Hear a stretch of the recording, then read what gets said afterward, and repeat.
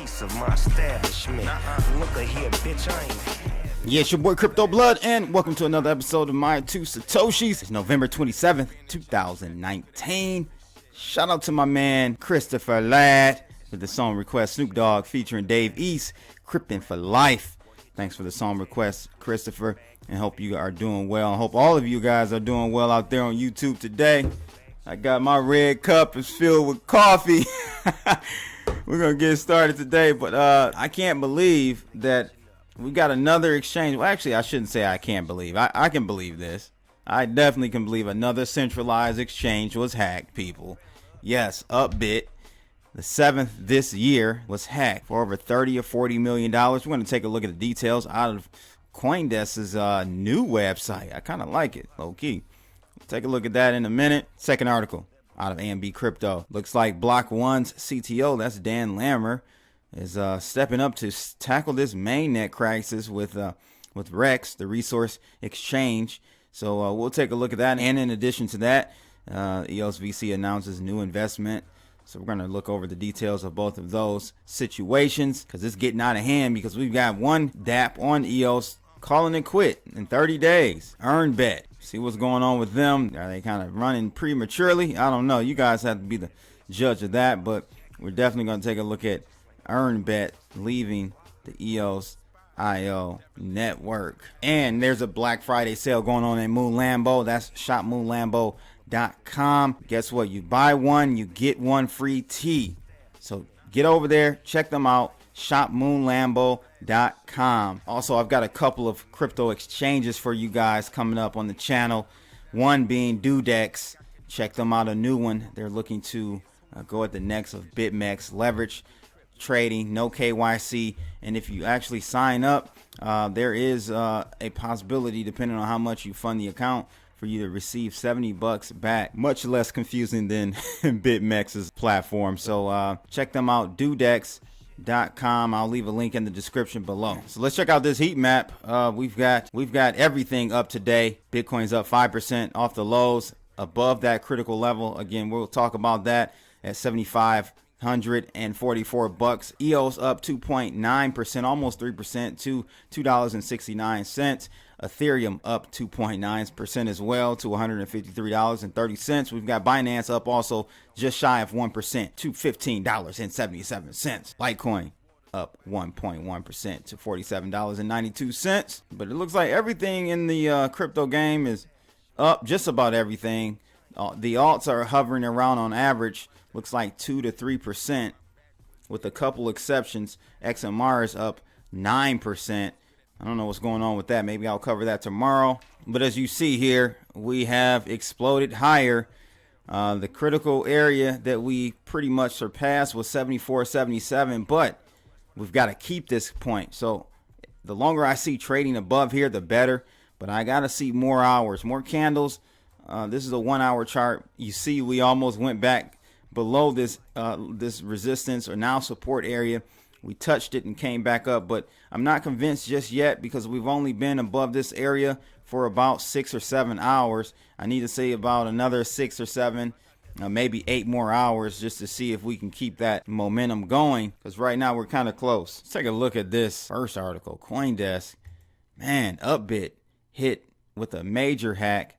This is the 7th major cryptocurrency exchange hack of 2019. And, you know, these are centralized exchanges. So we're going to look through the list and kind of count them down here. We've got the recent Upbit hack is a stark reminder, of course, of the dangers of storing your cryptos on the exchange. We explored 7 major hacks. So the first one is Cryptopia.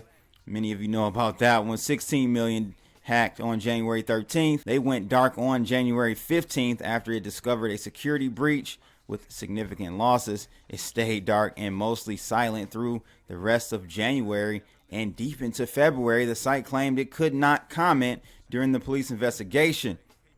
It is not clear how Cryptopia was hacked, but investigators discovered in August that Cryptopia had been pooling users' funds in a catch-all wallet. Wow. Not a good look. It came back up, but later went into liquidation. in May, and 10 days later filed for bankruptcy. So that's a done data. Here's another one, Dragon X. Never heard of this one. This was a $7 million loss out in Singapore. That was on March 26th. Next one, BitThumb. They were hacked on March 30th, 2019. Hit up for $13 million. The hackers had targeted BitThumb in March for $13 million EOS. The South Korean exchange later learned it was missing 6.2 million XRP as well. The heist came less than a year after another massive attack, 31 million in late 2018. Hey, they need to just go ahead and wrap it up. In their foray into crypto exchanging, because you get hacked twice. Come on, man. I don't know what's going on over there. Maybe an inside job. Who knows? Next one, Binance. We know about this one. The whole $40 million hack. Never really heard a lot about it. They kept it under wraps, in my opinions, as to what actually happened, whether it was inside or not. I think it was an inside job. They were hit on May 7, 2019. They supposedly used their SAFU, which was a fund they had for any type of issue like this. I can't remember how much they had in their SAFU at that point.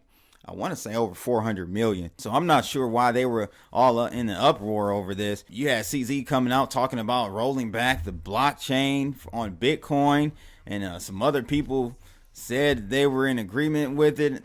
It got shut down. But just the sheer fact and to know that they could even attempt to do that is scary as hell. Because I guess he knew the main miners, the main people with the hash power on the network to contact for something like this. This is crazy. But anyway, it didn't happen. They went ahead, I guess, paid out their SAFU or whatever. It was $40 million. BitTrue, another one, hit for $4.2 million XRP. We've got Bitpoint, hit for $28 million. Never heard of Bitpoint. And Upbit hit for $49 million. So Upbit is the latest hacking victim after losing $49 million on November 26th.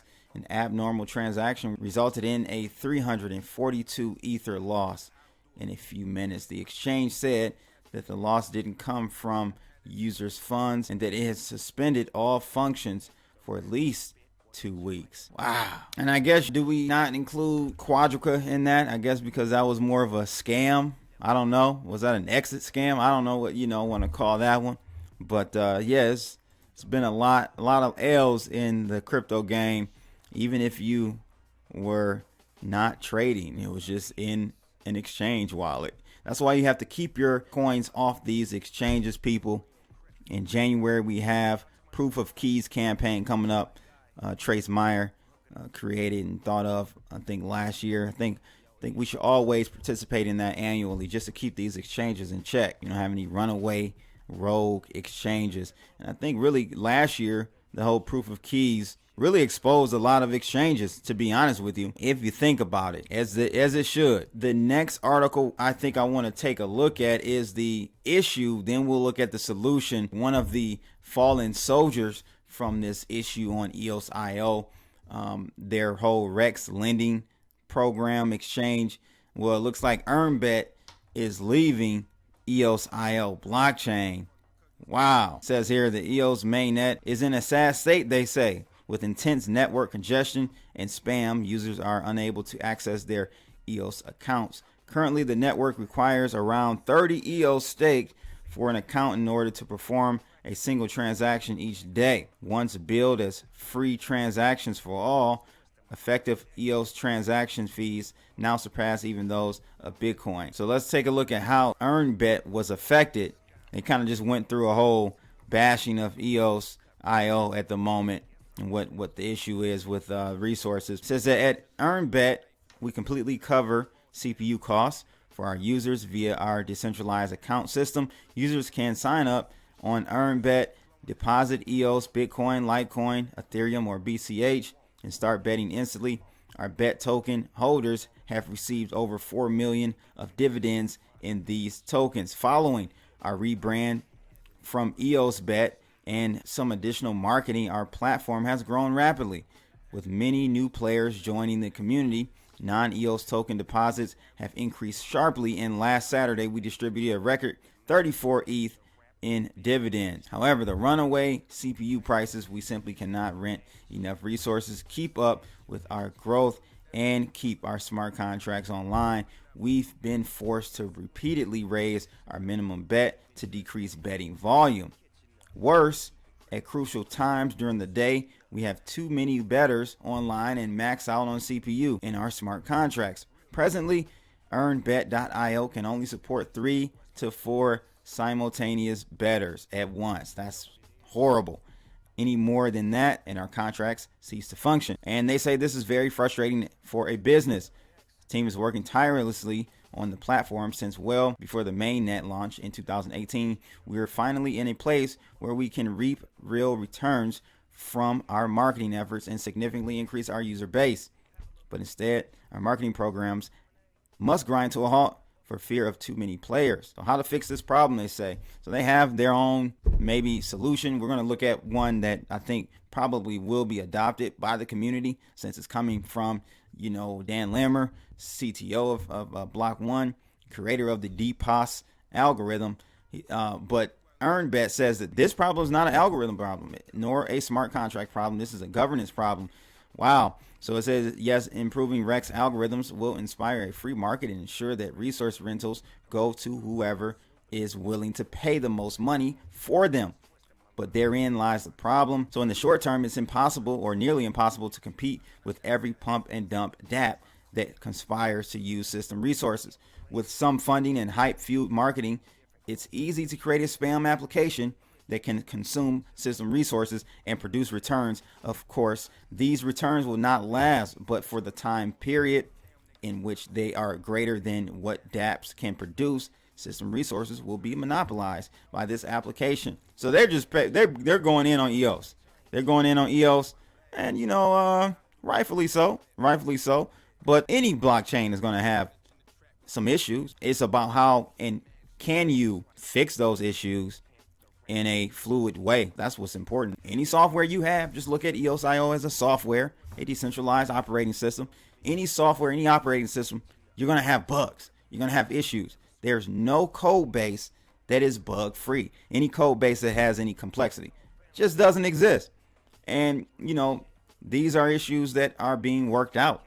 And I want to definitely take a look at what Dan Larimer has to say about this issue and how he plans to propose this fix to the community. So not too long ago, Block One's Dan Larimer had hinted at the arrival of a new proposal in order to tackle the problems associated with resources which have troubled the mainnet for weeks. His tweet said back then, "My upcoming blog post will outline a new approach to CPU on EOSio that will bring price stability and should dramatically lower CPU costs while making allocation predictable. It's simple and it's easy to understand. It should provide a sustainable way forward for the community." So with the advent of transactions that have soared in the recent past, CPU pricing has skyrocketed. The supply of EOS within the REX pool has been exhausted as well. So stakeholders are rapidly withdrawing their EOS coins from REX, a development which has further aggravated this matter. So if this proposal is successfully implemented, CPU prices won't be speculative and time will be a non-transferable entity. CPU allocation involving staked EOS holders shall be maintained. Holders will obtain rewards. The model will ensure 100% of all CPU time should be leased from the system contract and rental income for block producers to incentivize them. So the total virtual supply needs to surge in order for the proposal to go through. CPU time fluctuations would thus be more predictable. The conclusion stated that the proposed CPU rental market will stabilize CPU prices, reduce rental CPU costs, and increase predictability of the CPU access. The process from CPU and net rentals can still be distributed to those staked in REX. However, the biggest change would be the gradual loss of the ability to own CPU forever via staking EOS for a share of CPU.